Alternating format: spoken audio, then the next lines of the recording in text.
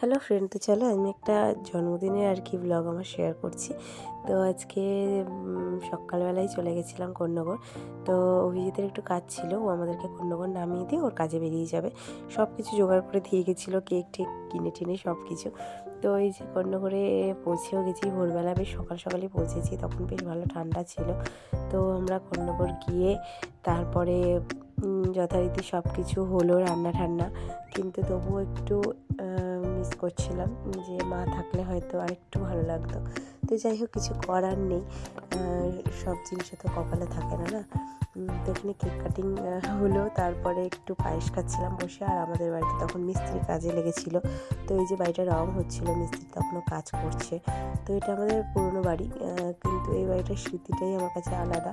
নতুন বাড়িতে আমরা যাইনি এখনও, নতুন বাড়ি করে মানে গোডাউন হিসাবে ব্যবহার হচ্ছে বাবার দোকানের সঙ্গে ওটা।